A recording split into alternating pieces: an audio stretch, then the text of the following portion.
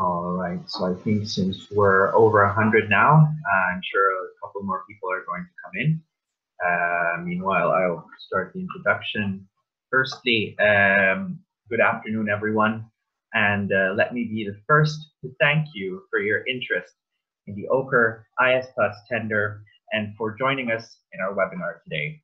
I'm Rob Perillo, and I'm from the Trust IT Services, and I'll be moderating this webinar. Our speakers today include OCRE Project Director David Haynes from Géant, who will introduce OCRE and Géant in the context of this tender. He will be followed by Michel Vetz of CertNet, who will talk about the role of NRENs in the relationship to cloud services. And finally, we have Olaf Böscher of Géant, who will lead the tender team in giving an overview of the OCRE Cloud tender. While at the end of the presentations, you'll have a live Q&A portion. Only general questions about OCRE, NRENs, and the tender response process will be entertained. In an effort to gather all questions to the procurement portal, all specific questions to the contents of tender documents will be handled in this dedicated section, the procurement portal. I would like to remind the audience that this webinar is recorded, and the recording will be published on the webinar page of the OCRE website between today and tomorrow, along with the slides. In the meantime, please keep your questions up to the end. The audience will be invited to raise their hands at the end of the webinar, upon which you will be unmuted to state your organization and your question. And now I would like to pass the floor to our first speaker, David. Thanks, Rob. Good afternoon, everybody. At least I think it's good afternoon for most of you. Thanks for attending this. I am, as Rob said, I'm the Cloud and Digital Services Manager at Géant, and I'm going to tell you a little bit about the Géant organization. At a very high level, though, I'm also coordinating the OCRE project on behalf of the European Commission, and I'll give you a high-level overview of the OCRE project and its ambitions, and then I'll pass you on to Michel for a discussion on the NRENs and cloud.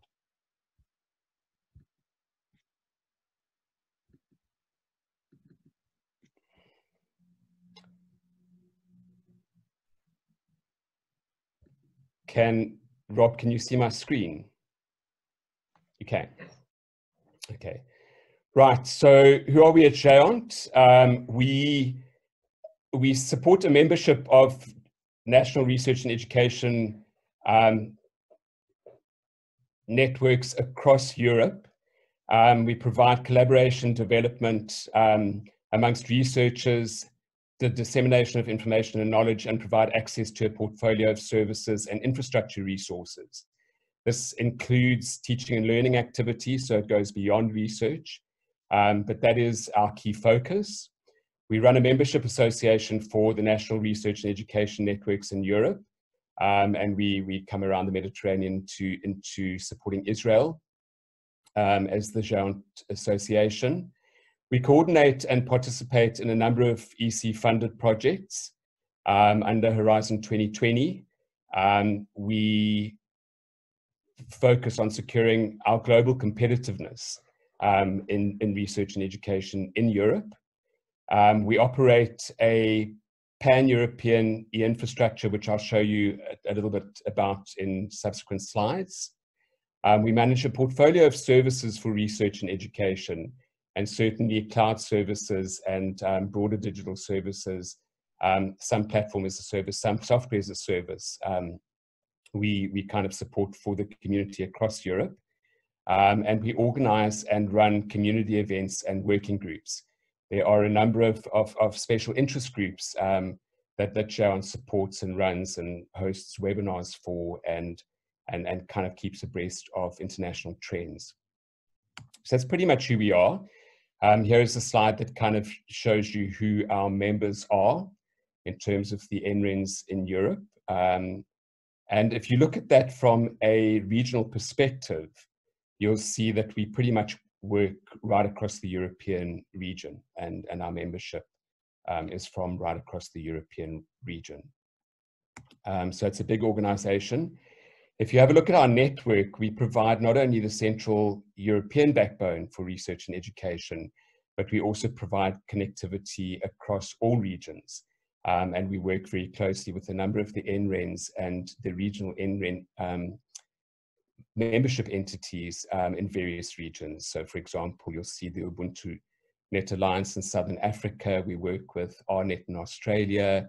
We work very closely with Internet 2 in the United States and Canary in Canada.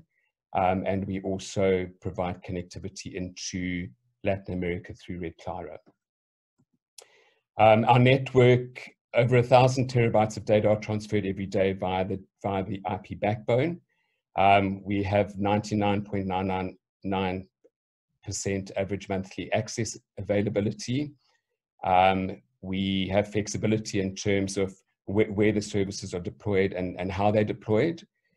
We have rapid upscale, high capacity, and I'll show you that a little bit on the following slide. But and efficient operations. So we have a call center that supports calls, and 99% of cases are reported within 15 minutes of any outage being detected. A wide range of services, including IP and dedicated services, test beds, all the way through to advisory and support services. Just a comment from CERN, who are a big consumer of our networks here in Europe. We also provide trust and identity services. EduRoam allows anybody who is a member of EduRoam, so certainly academic staff, students globally, researchers globally, and this is consumed by all regions globally, the EduRoam. It would allow you, if you had an EduRoam credentials, to connect at any other institution in any other city across the globe using EduRoam, and it pretty much covers everything. I mean, I've traveled extensively, and I can actually feel my emails downloading as I walk past King's College in London, for example. I'm based here in Amsterdam. EduGain interconnects identity federations around the world, obviously with a research and education focus. And then we have in academia and edu teams for virtual team. Trusted certificate service, we deliver cost-effective digital services in partnership with DigiCert. Cloud services. So Géant has had a commercial cloud IaaS framework in place since 2016 that works its way towards, it comes to an end at the end of the year. But we provide infrastructure as a service. We have frameworks in place for file storage and sync, for collaboration tools, real-time communications, e-learning and education, and other software as a service solutions in support of research and teaching and learning activities. We work with the major cloud providers to enable interconnectivity facilities. A lot of the larger platforms do have direct connectivity either into the Géant backbone or into one of the NRENs in country. We liaise with people like CERN quite extensively, particularly on the EC projects. We work closely with people like EGI in terms of e-infrastructure. And if you have a look, you'll see we work closely in the Earth observation space, social sciences, and energy.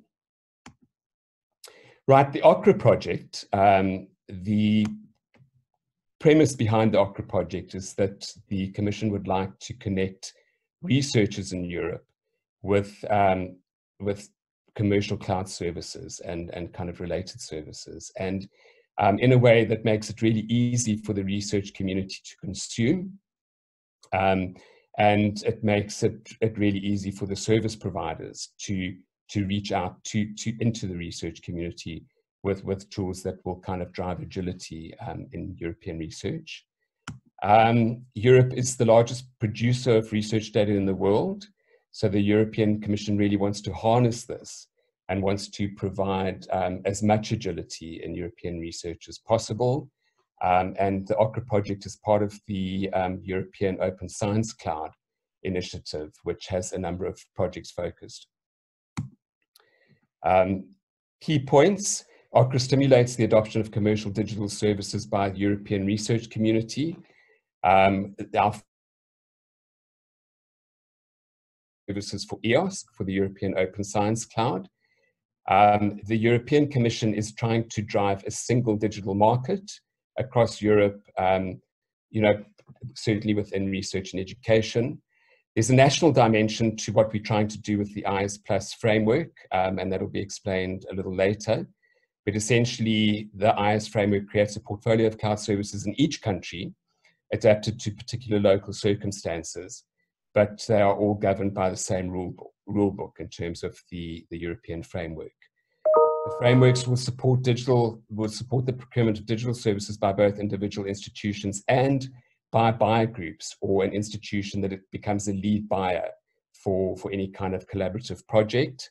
Anybody buying on behalf of the community, and I'll talk very briefly about why we focus on buyer groups. The project will make 4.75 million in EC adoption funding available to the research community to consume cloud-related resources from suppliers on this framework to drive the adoption of digital services across the research community. Benefits to the research and education community: again, validated cloud services. In other words, the suppliers have checked a number of boxes in terms of GDPR, for example, which meet the community's needs. Confirmed data privacy, contracting, billing, integration, technical support, and special pricing. Integrated with the European Open Science Cloud, so the services that do become available through this framework can be onboarded onto the EOSC Hub project and into the EOSC portals, so that they become more visible to the European research community. Ready-to-use agreements, and also the ability for researchers and research institutes to apply for adoption funding, which would be available via OCRE. And there again, we do have we do fund researchers individually with cloud vouchers. We will fund projects at institutes that check certain boxes. And then again, the buyer group will be able to get co-funding for any projects within their community, if it does meet the ambitions of driving the adoption of digital services. What does Jounce and the NRENs do? We provide a catalog of cloud and digital services. We provide access to call-off agreements. We support local cloud forums. We will host webinars and conferences on behalf of suppliers. Both Jounce and the NRENs generally have large annual conferences, which all have a cloud stream. The underwriters within the NRENs will procure on behalf of the research and education community. We will communicate funding calls for institute projects, as I said, where we do have the opportunity to drive the adoption of these services. We will do so, and hopefully come up with a number of really interesting case studies on where there are benefits to the consumption of cloud and digital services and research, and we'll provide support for the local buyer groups. That's me, that's Jounce and the OCRE project in a nutshell. There will be time for Q&A after the final presentation, so hopefully I'll get a chance to talk to you again then. Thanks, Rob. Thank you very much. Now, we would like to pass the floor to Michelle, who will discuss NREN and cloud services.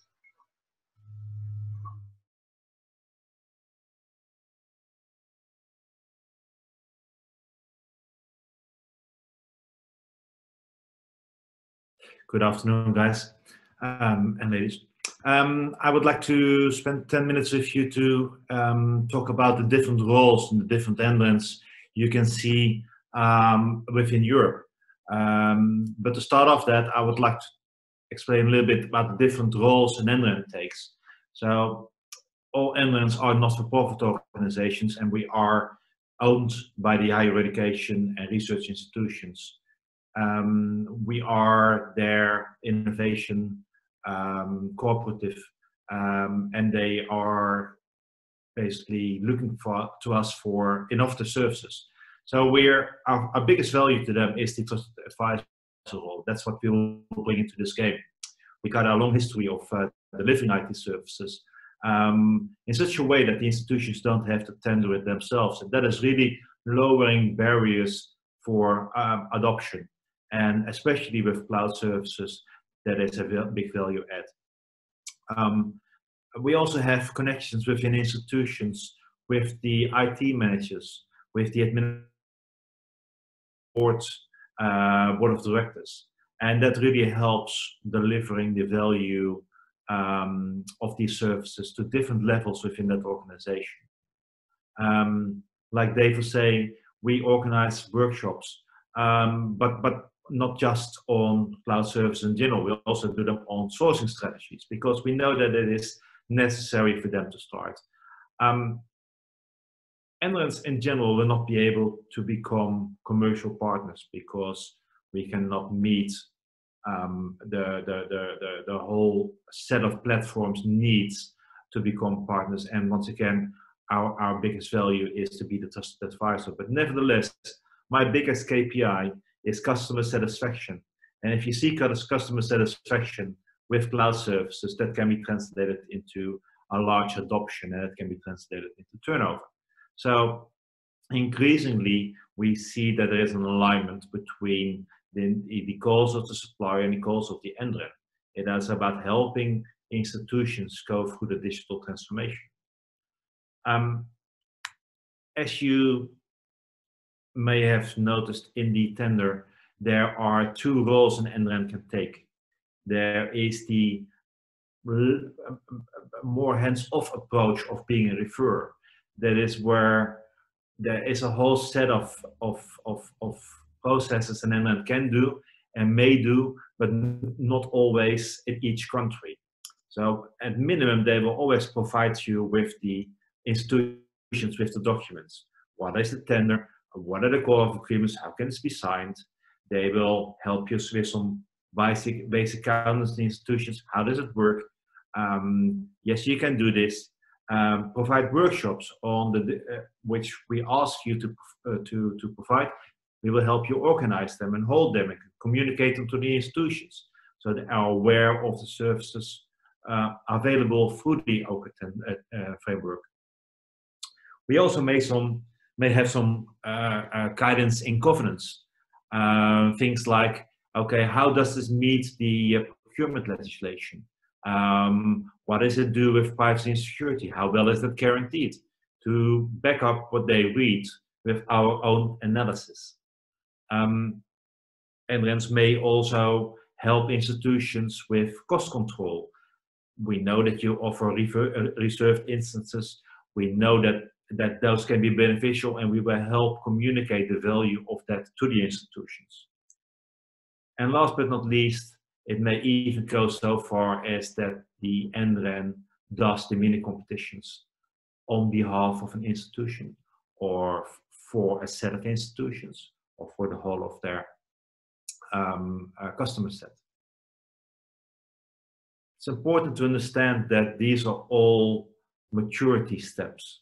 Some NRENs will have a team of people dedicated working on cloud services. Others may just have a single person. So the priority and the maturity of the cloud service delivery will differ per country. And I think that you guys will have a good understanding of the maturity of cloud services within countries, and the maturity of services delivered from that NREN, and you can help deliver there.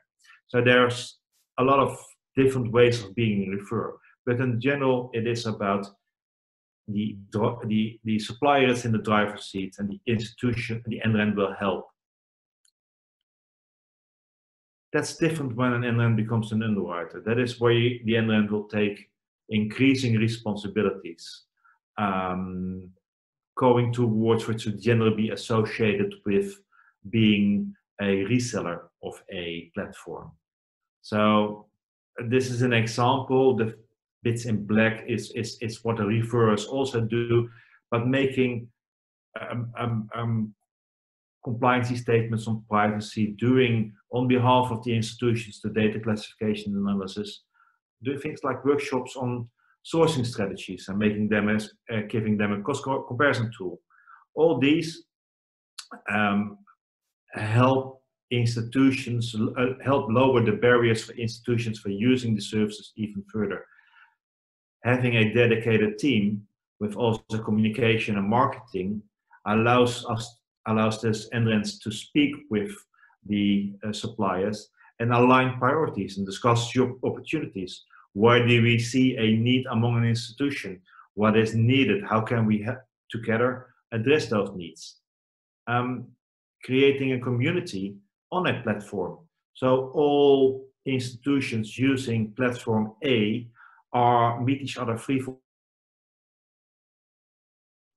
How are you? Is your next step?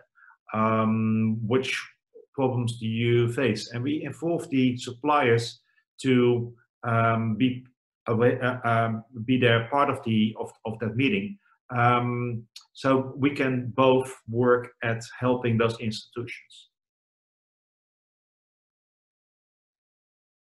I try to make an easy, understandable table in where it's not as far as a Reiki table, but it's about where does the ball lay. And I think this pretty well explains that the different responsibilities where they lay. So if you have an NREN who is an underwriter, they will be primarily responsible for communicating the value to the institutions and for aiding the institutional internal governance check. If the NREN is a referrer, that is more towards the supplier, and the supplier will do all these things, and it will be the NREN supporting the supplier in certain cases. So it's all about maturity and about the needs from institutions, and we expect that an increasing set of NRENs will move up in the chain in becoming in the referral mode, and those who've indicated to want to take already from the start an underwriter role, there will be an increased maturity over time there as well. So I hope that this helps you understanding the difference of the NRENs in the roles and responsibilities. Thank you. Back to Rob. Thank you very much, Michel. So that was Michel on the NREN and cloud services. Now we move over to the OCRE Cloud Tender. Olaf, over to you.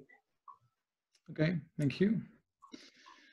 Yes, my name is Olaf Schoor. I'm a procurement specialist at Géant.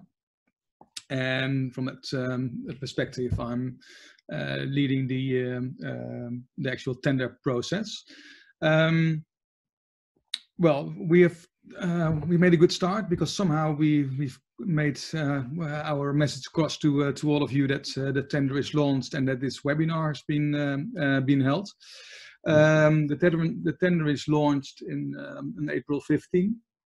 It's an open European procedure, and we are following Dutch public procurement regulations derived from the EC directive, because Géant is a Dutch entity, and therefore we are obliged to work under the Dutch procurement regulations.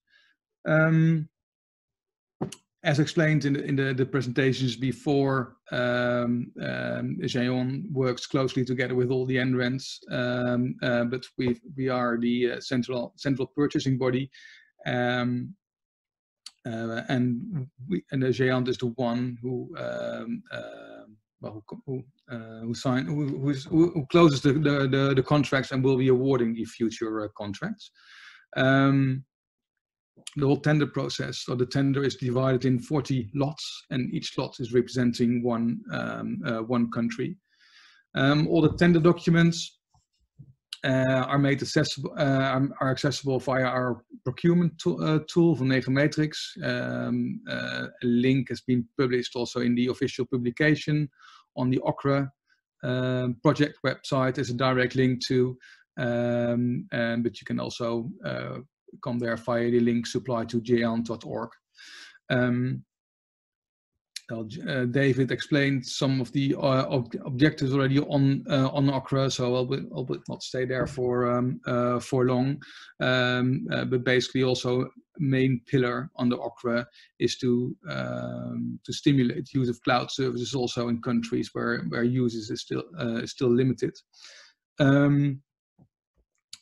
As said as well, that a big advantage for institutes is that they do not need to execute all the tenders themselves, but they can use the frameworks made available via this tender. And obviously, our aim is to contract reliable professional service providers, and a very important part as well is that the T's and C's are fitting the research and education community.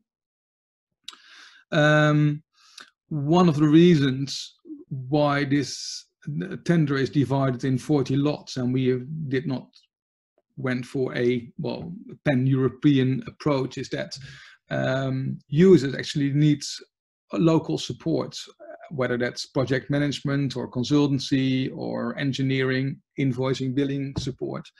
And from previous experience, we learned that it is really difficult to provide all those support, especially in countries where users is still limited. And it was one of the main reasons why we went for this 40 lot approach. I mean, we understand it's not really a common approach, or that it's already has a lot of examples or best practices, but this was actually one of the only ways how we envisioned to meet all our objectives. We also want to eliminate all administrative and bureaucratic procedures as much as possible, both for the providers, suppliers, and for the institutes, and offer equal opportunities for both large local global suppliers, but also small enterprises.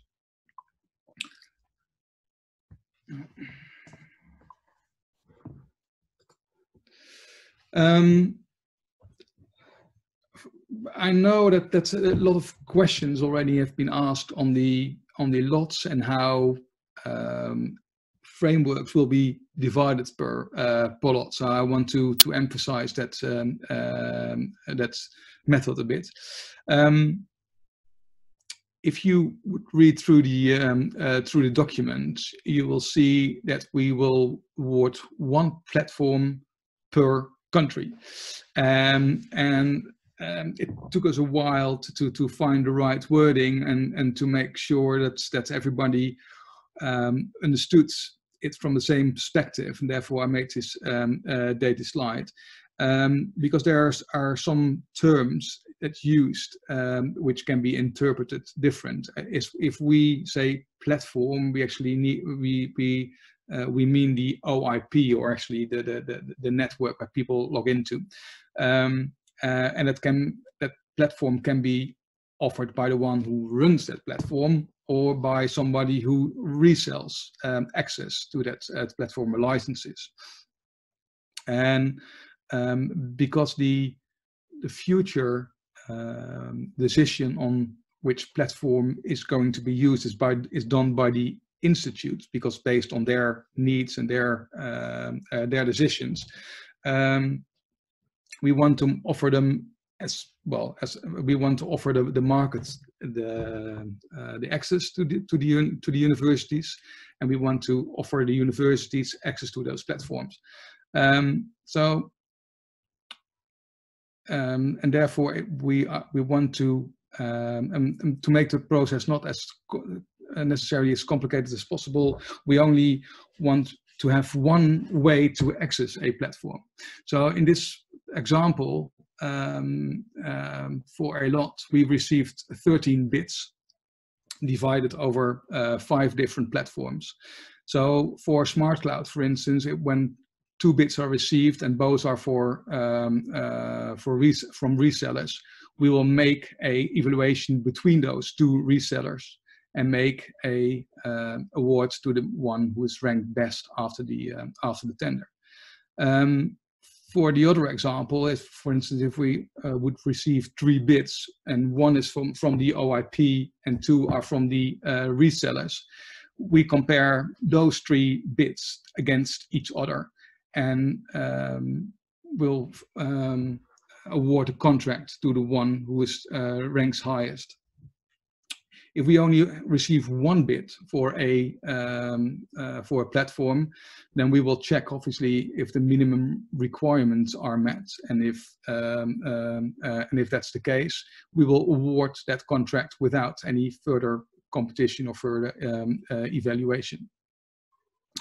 So the bottom line is there. We want to get the message across that we do not differentiate between resellers or OIPs at this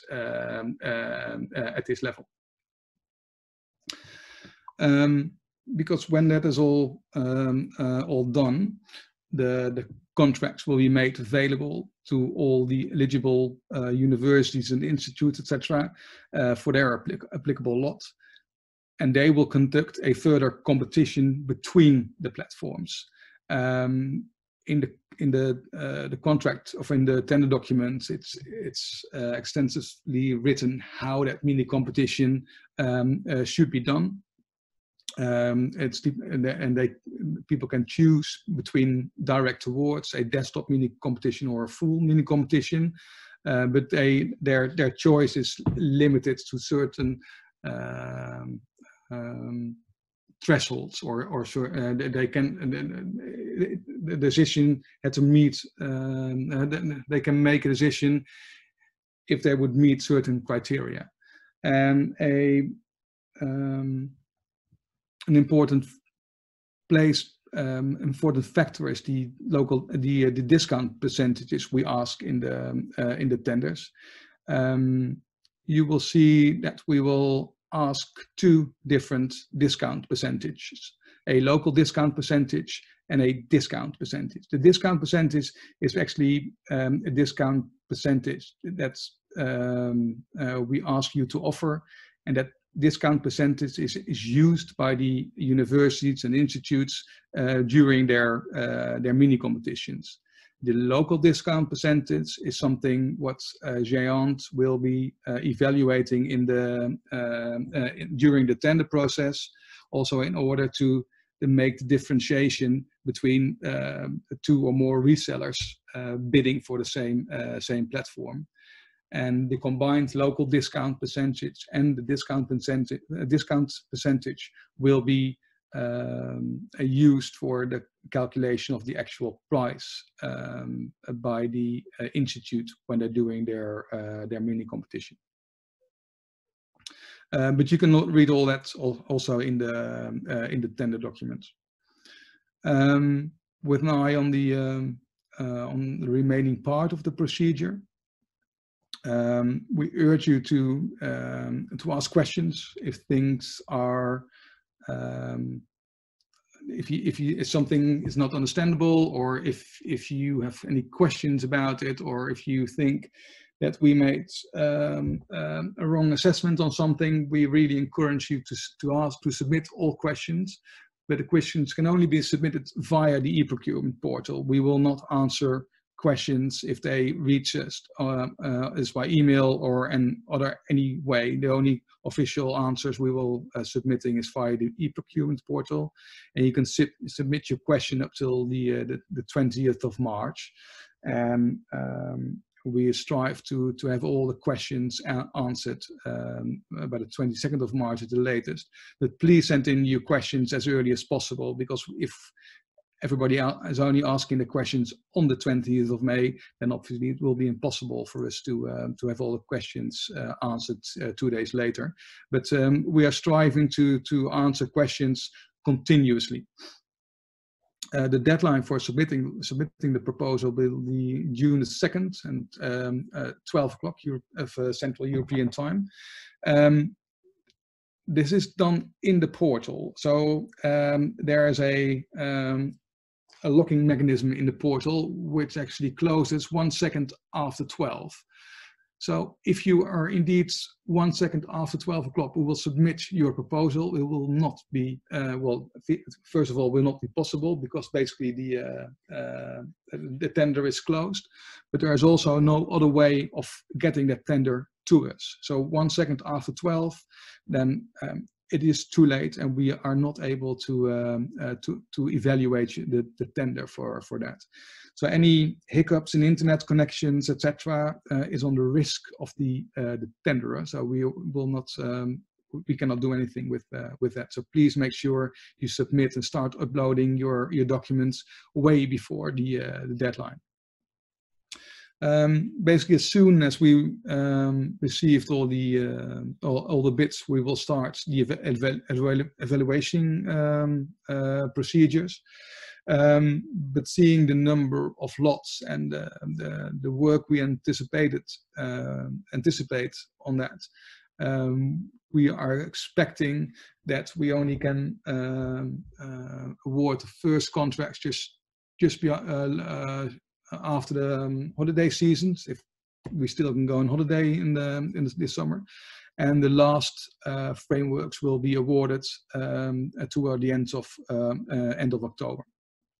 But as soon as we have a better insight in the number of bids, etc., we've received, we will give you regular updates also with which country we maybe start to evaluate first, and so we will let you know our anticipated time frame. And our objective is to have all frameworks active on the 1st of January of next year. And that was it from me, Rob. Thank you very much, Ola. So again, thank you to David and Michelle as well. As we go into the Q&A part now, I invite the audience to please raise your hand if you have any questions you would like to ask, after which I will call you one by one. You will then be unmuted and asked to indicate your organization and state your question. We will prioritize questions asked through the raise hand function. I'd also like to remind the audience that only general questions about OCRE, NRENs, and the tender response process will be entertained. All other questions, specifically on the contents of the tender documents, will be handled in the dedicated section of the e-procurement portal. Now let's see if there are any questions. You can raise your hand. If you're having trouble as well finding the raise hand function, let us know in the chat. Okay, we have our first question from Carlos Palafox. Please indicate your organization and then you can state your question. You should now be unmuted.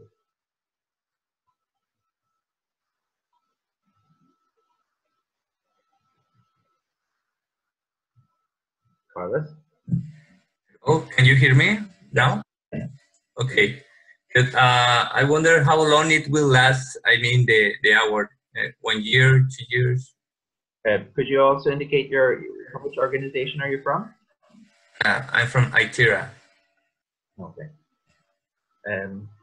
Michelle, would you like to respond to that? Sure. The framework will have a running time of 4 years. The call-off agreements can run each for 4 years as well, and you can award a call-off agreement up till just before the end of the framework agreement.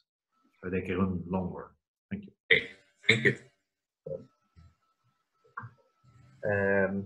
Next, we have Fala Fatri. You are now unmuted.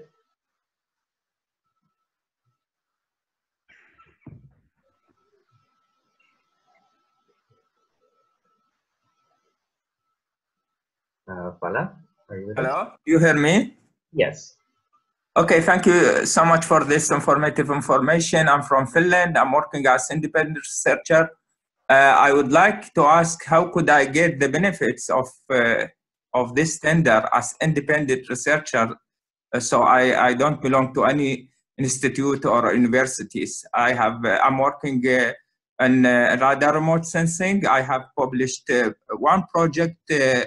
And now I'm in the second project. I'm working as I said, as independent researcher for non-profitable So the question is, this second one in writing phase, how could me and my partner to get some benefits of this one, this future one, future tender, to publish this work, this project, or for the future one? And thank you so much. Is there anyone who would like to take that question from our speakers? Michel, yes? I would suggest you get in contact with CSC. They are the Finnish NREN, FUNET CSC. Either that or you apply for funding which will come available as part of the EC funding, and that will be communicated through the OCRE website. Thank you. But this, please do not, these Q&As are for the tender process, not for the consumption process. Okay, thank you. Next up, we have Robert Lee. So Robert, I'm now putting you in unmute. You can now speak. Please indicate your organization as well. Thanks.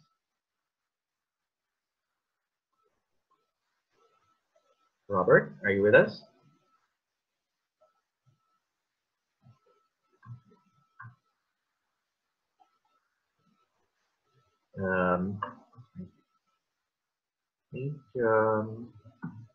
Okay. In the meantime, while we're waiting for Robert, we can go on to the next question from Nina Sophia Bardwaj. Nina, you're now allowed to speak.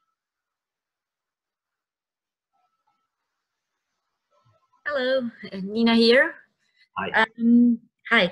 So I'm from the MNK group, so from the software side, if I would call it that way.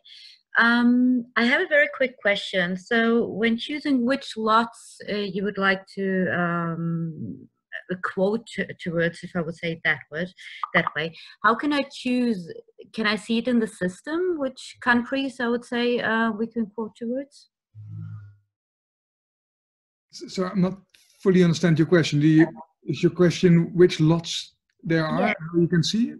So yeah, no, so my question is when we, because I understand there are 40 lots, right?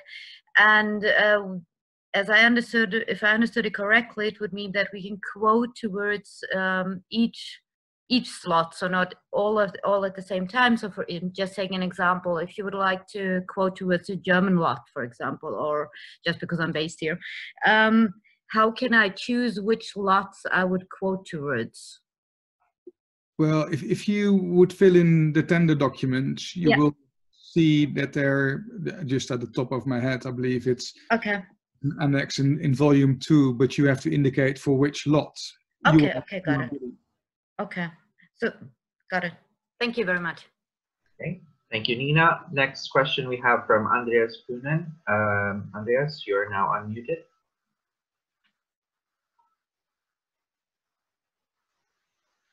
Okay, we have the same login. This is not Andreas, this is Dieter here from Cloud.eu. Hi. Ah. So yeah, we shared the login. Sorry about that. And because I saw that you unmuted me. Just a simple question about, I saw the 40 lots and understood that this NREN per country, for example, when I apply for, let's say, 5 countries, and I get awarded for those 5 countries, I have to sign in a contract with each NREN in each country. Is that correct? I did not really understand your question. Can you repeat the last sentence, please? Yes. The question was, I saw in the publication and even in documents, the lots and the NRENs, as I understand it, right behind that. For example, Switzerland would be switched. Yeah? So, but when I apply for multiple lots and I get awarded there, so then I have to sign with each NREN per country the contract. Is that correct? Yes, yes, you get a contract per country. Okay, thanks. Thank you very much, Andreas and Ola. Next up, we have Chen Said. You may now speak. Hello, guys. Thank you for the time to take to have this amazing presentation. I have basically two questions. First of all,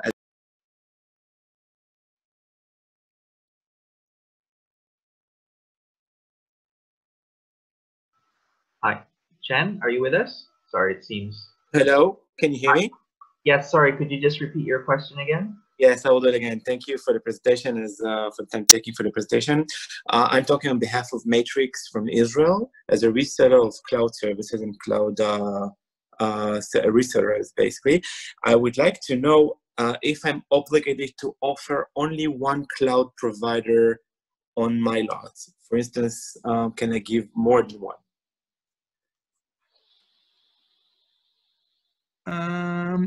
I think you best can answer that in the on the website, please, because I think more people will have interest in this question, and there are maybe also people not attending this webinar. So it's easier if that question can be put into writing, please.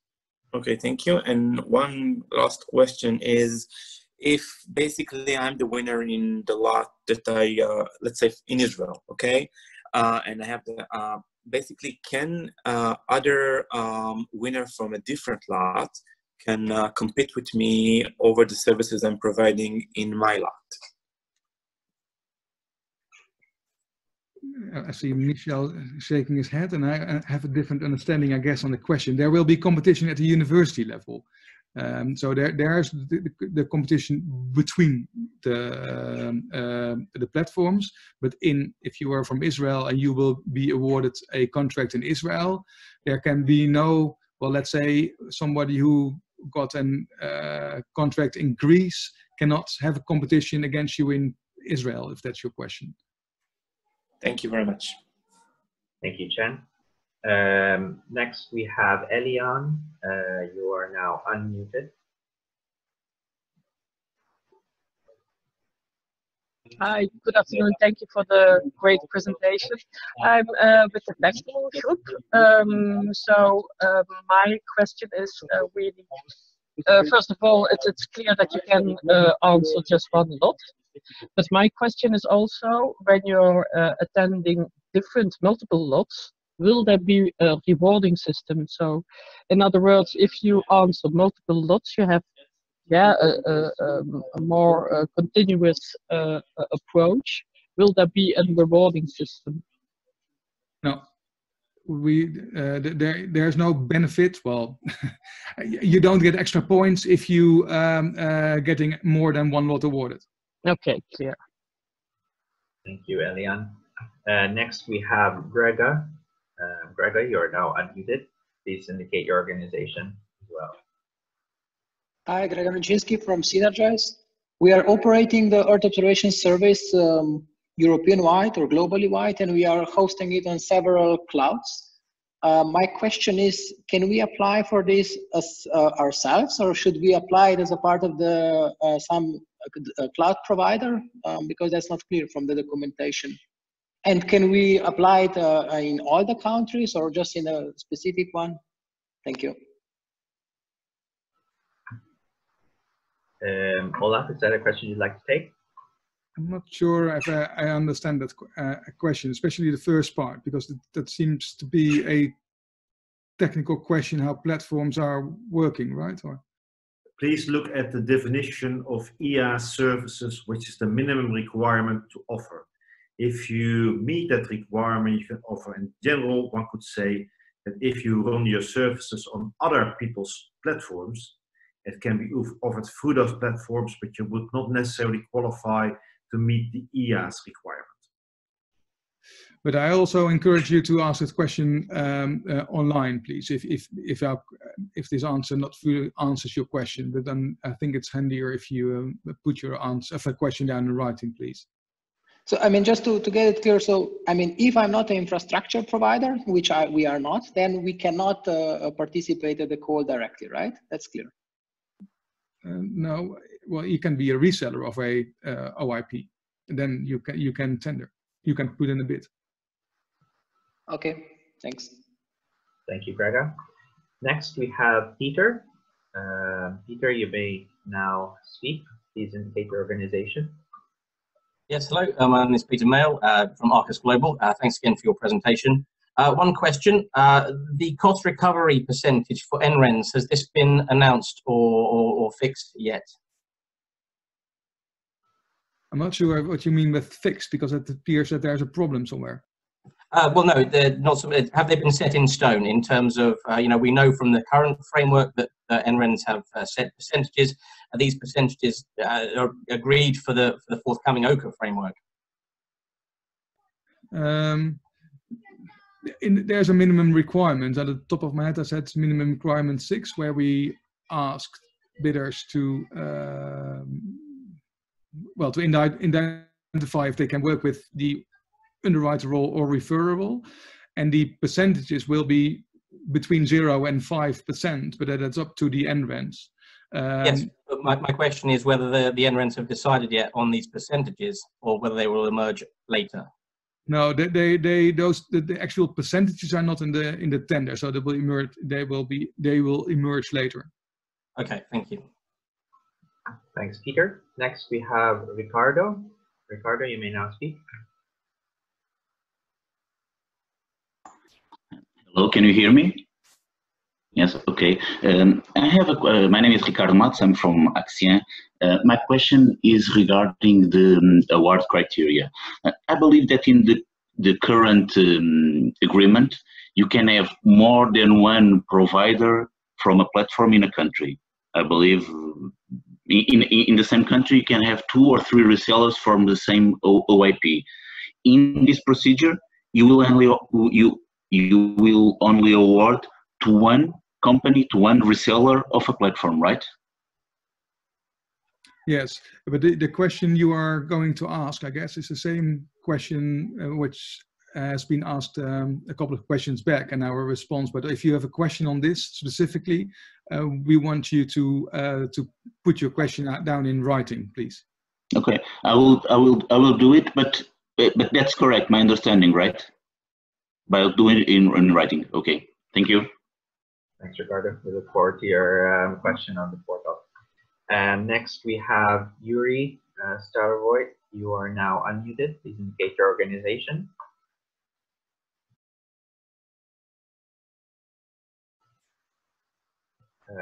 Yuri, if you're speaking, perhaps you're still on mute.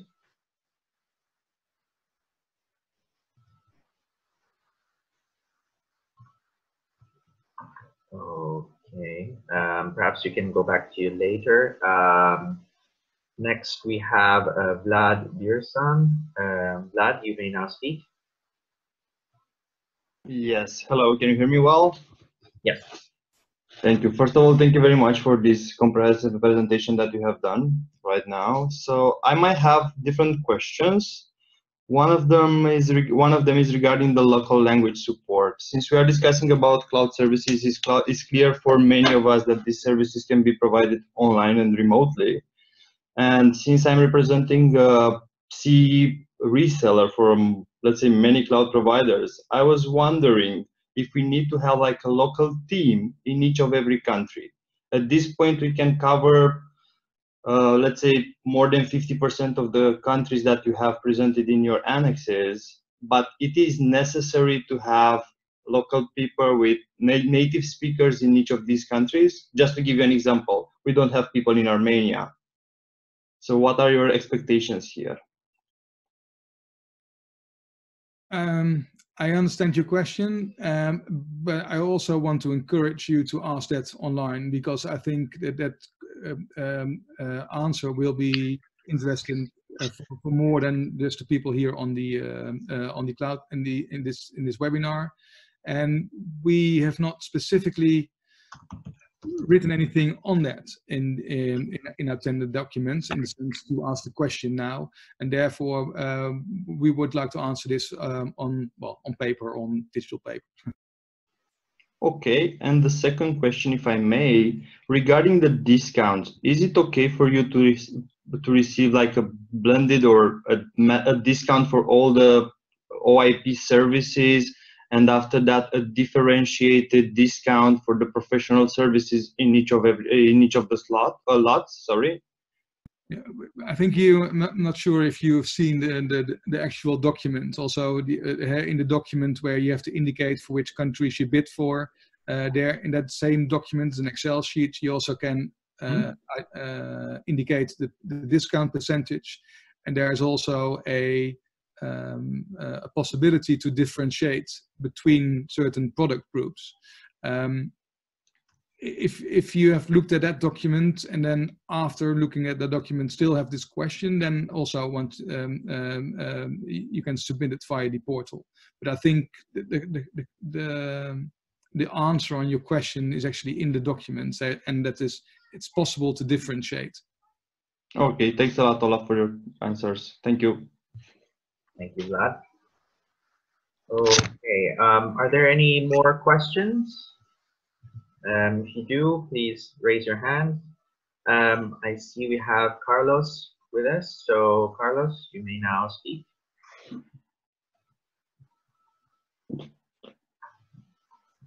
Okay.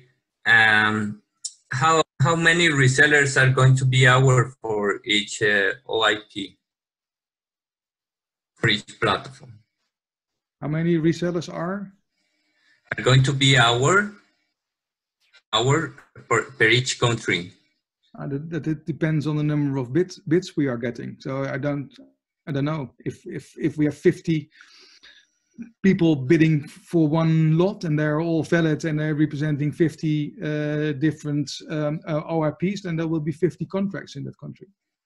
Okay, good. Thank you. Thank you, Carlos. Are there any other questions from the audience? Okay, I see we have Angelo Bongiovanni. You are now unmuted. Please indicate your organization as well. Okay, my name is Angelo from GSA Piemonte, Italy. I would like to know if it is possible to have clarification on the bring your own license requirement in the volume 2. Yes, it's possible if you submit your question via the e-procurement portal, please. Okay, in writing. Okay, thank you. Thank you, Angelo. Are there any other questions from the audience? Okay, I see we have none, and we're also drawing very close to the time. I see we have Jean-Christophe. You are now allowed to speak.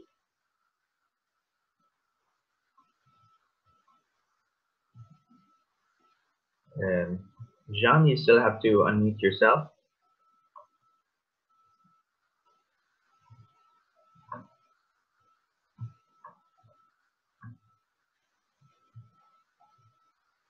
Jean, we still can't hear you. Okay. Can you hear me now? Yes. Yes. Okay. Thanks for this. I'm from OCRE Cloud, and I have a question between OAP and reseller. If you have two OIPs in a country with similar services, but still two different OIPs, and you have two resellers, each providing an offer with one OIP, it means that you will select the two resellers capability to purchase from each OIP, or you will compare as well the OIP offers? No, if you have two OIPs and they are both, I don't know, and there are two resellers per OIP, we still only evaluate the, well, let's say the OIP and the resellers of that OIP, and we award a contract to the best ranked one. But in this phase of the tender, we will not be comparing the OIPs between each other, because that will be done on at the user level at the university or institute. So in this tender, we will not be comparing the OIPs between each other, whether it's a reseller or an OIP directly. Okay, thank you.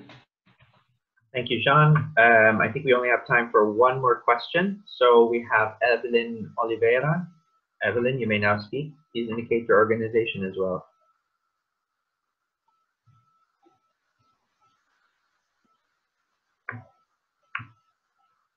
Evelyn, are you with us? Yes, sorry. AWS The question is about clarification about cost recovery fee. Just because I understood from the RFP documents that it will apply only when the NREN is acting as referrer, and I assume not in the case is acting as underwriter. And I just want to have a small clarification on that assessment assumption. Sorry, thank you. I will take that one. When the NREN is the underwriter, it will sign the contract with the supplier. It will deliver the service, the NREN will deliver the service to the institution. The NREN will buy generally in bulk from the supplier, and it will invoice the institution. And on that invoice, there will be an NREN cost recovery fee included. So for instance, the institution consumes 100 euros of services, and the invoice the NREN sends to the institution is for services supplier X 100 euros, cost recovery fee X% on top equals total 105 euros. So it is in the tender we specifically distinguish and we do not include the underwriter cost recovery fee because it is it's got nothing to do with the invoices sent by the supplier because it's the NREN sending the invoices. Does this answer your question? Yes. Thank you. Thank you. Thank you very much, Evelyn. Unfortunately, that's all the time we have for the questions today. Nonetheless, you may ask questions at the e-procurement portal cited in the tender document. I'd like to remind everyone that the slides and the recording will be posted on the OCRE website, specifically in the webinar page. And with that, thank you very much to everyone, to our speakers, to our audience, and we look forward to seeing you again in our next engagement opportunity. Thank you and have a good week. Bye, everyone. Thanks all.